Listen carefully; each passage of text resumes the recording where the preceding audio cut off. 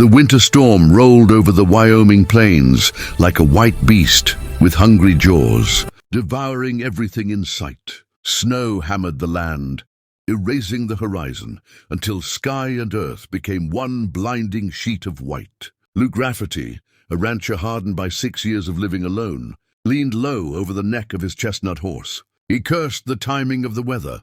Wolves had scattered his cattle, and he had ridden out to chase them off. He thought the worst thing he might find tonight was a frozen steer. He never expected to find fate waiting in the snow. Through the curtain of swirling frost, 2 shapes appeared. At first Luke squinted, thinking they were fallen elk, or maybe drifters who had lost their way. But as he drew nearer, his breath caught. 2 young native women lay crumpled together, barely covered by a torn buffalo blanket. Their skin nearly the same color as the lifeless cold. Their lips were blue, and their eyes flickered weakly, close to surrendering to winter's cruel grip. Luke dismounted in one motion, his boots sinking deep into the snow. He checked them quickly, pulse faint, shivering, fading, a sign of bodies beginning to give up.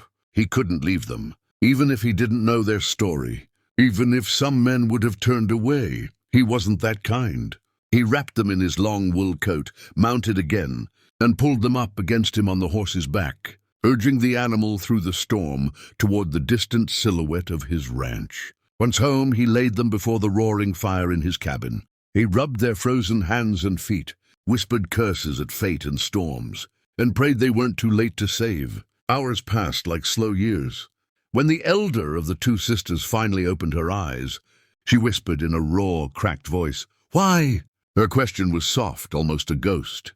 Luke swallowed, because no one deserves to die like that. The younger girl watched him silently, her eyes wide and dark, filled with emotions he couldn't name: fear, wonder, or maybe destiny already choosing a path. Luke didn't know it yet. But this moment, a simple act of mercy, would change everything. Fate had placed 2 strangers under his roof, and the snowstorm outside suddenly felt less cold than the future waiting for him. 3 days crawled by beneath the heavy blanket of winter, and the outside world remained nothing but endless white. Inside Luke Rafferty's cabin, the air was warm with firelight, and life slowly began returning to the 2 Apache sisters. Their names settled into Luke's mind like seeds taking root.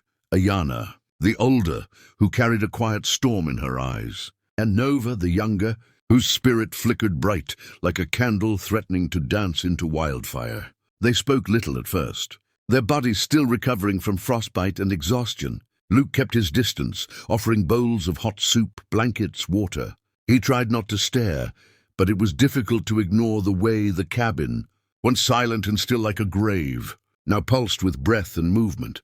On the second night, when snow hammered the windows like claws, Luke overheard the sisters whispering. Their voices were soft, speaking in their own tongue, but fragments drifted toward him. He understood none of the words, but he heard what emotion could not hide: fear, longing, and something that sounded almost like hope. The next morning, Ayana tried to stand, determined to show strength, but her knees buckled. Luke caught her before she fell, his arms steadying her. She stiffened, pride sharp as a blade, yet she muttered a small thank you. Nova laughed lightly, teasing her sister, and watching Luke with curiosity, maybe admiration. As hours turned to days, Luke learned fragments of their story. Raiders had struck their camp, killing and capturing many. The sisters had escaped into the wilderness, running for days before the snowstorm trapped them. Ayana did not speak more than necessary, her trauma folded deep, but Nova filled silence with questions about the ranch. The horses, the birds that perched on the windowsill. Luke wasn't used to talking, yet he found himself answering her. Sometimes he caught himself smiling, a feeling he had nearly forgotten existed. Their presence became part of his daily rhythm. Ayana braided leather into reins for his horse, a quiet gesture of thanks.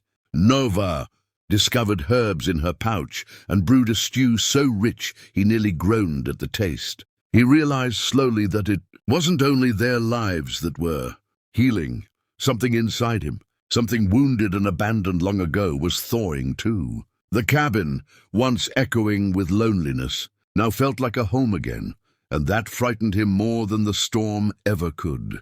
1 week after the storm loosened its icy grip, a new kind of danger settled over the ranch, silent, unseen but felt in the tension of the sister's shoulders and the way Ayana's hand never strayed far from her small leather satchel. Luke first sensed something was wrong when he found prints in the snow near the northern fence line. Not hoof marks, not boots, moccasins. Light, careful steps. Someone had been watching the ranch. When he returned to the cabin, Ayana's expression confirmed it. "They found us," she whispered, voice sharp with memory. Luke didn't need more explanation. The raiders, the men who destroyed their camp, took their people and drove the sisters into the storm, had followed the trail, like wolves tracking blood. Luke's ranch, isolated and wide open, offered no natural defense. But he refused to abandon it, or the women fate had placed under his care. He set to work, stacking lumber into barricades, checking rifle ammunition, locking the animals in the barn. Ayana and Nova didn't hide. They helped, their movements swift, purposeful. Nova handed him arrows she'd hidden inside her pouch, each one fletched with raven feathers. Ayana painted black symbols of protection above the door, using ash from the fire. Her voice murmuring words Luke didn't understand, prayers or maybe promises. Night fell like a slow descent into a deeper storm. The moon cast long shadows, and the wind carried distant footsteps, many. Luke's heart hammered, his fingers wrapped around his rifle. Then he heard it, the soft whistle, a signal among hunters. Moments later, shapes slipped from the tree line. Men wrapped in ragged leather, faces smeared with soot, half native, half drifter, men who lived by taking what they wanted. Luke fired the first shot, not to kill but to warn. The ranch erupted. Men charged. Luke fought from cover. But what shocked him most was the battle beside him. Ayana, tall and steady, drew her bow with precision, arrows flying swift and silent. Nova moved like shadow and flame, darting from window to doorway, loosing arrows with surprising skill. It wasn't a rescue anymore, it was a stand. They weren't helpless victims. They were warriors.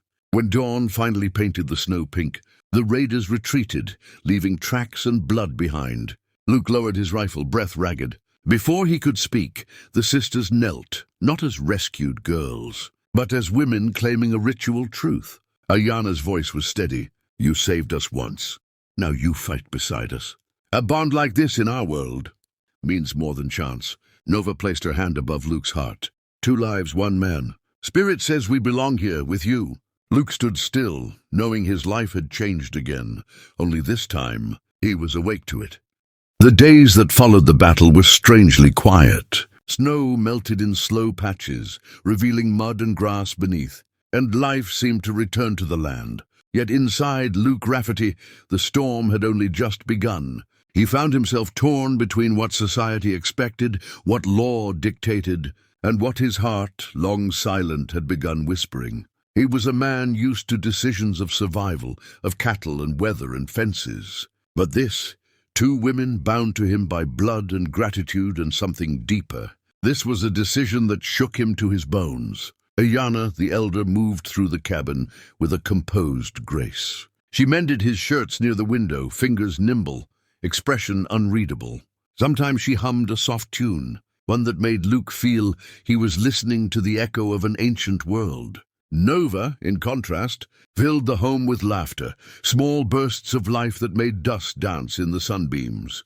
She rode his horse across the field, learning the land as though she meant to claim it. Luke watched her once, her hair flying like a banner, and felt something warm stir in him, a feeling long buried since the death of his late wife. He fought against the thought. A man cannot claim 2 wives. Not in the town nearby, not before God and church. What would the world say? What would lawmen do if word reached them? Yet when he was alone, chopping wood, breath frosting in the air, he felt honesty creep in. He needed them, not as property, not as trophies, but as souls who breathed life into the empty spaces of his home. Loneliness had been a slow poison, a cold that had seeped into him for years. Now warmth pressed against its edges. One night, under a sky full of stars, the sisters stood before him. They had prepared a circle of branches and stones on the ground. A ritual space Ayana explained was meant to join spirits, not just bodies or names. She spoke plainly. Marriage in our way is choosing to walk the seasons together. It is a promise. My hands will feed you. Your hands will shield me. Nova stepped forward, voice soft. We have no home, no people left. Maybe we can build something new with you. Luke felt the world tighten around him. Snow drifted at his boots, wind whispering like fate itself. Slowly he placed his hand over theirs. His voice cracked. If I choose you, I protect. I provide. I stay, always. Iana nodded, solemn. Nova smiled, hopeful. And in that moment, the world beyond the ranch vanished. There was only 3 souls, choosing each other, not by law, but by need, by fate, by the wild beating of the human heart.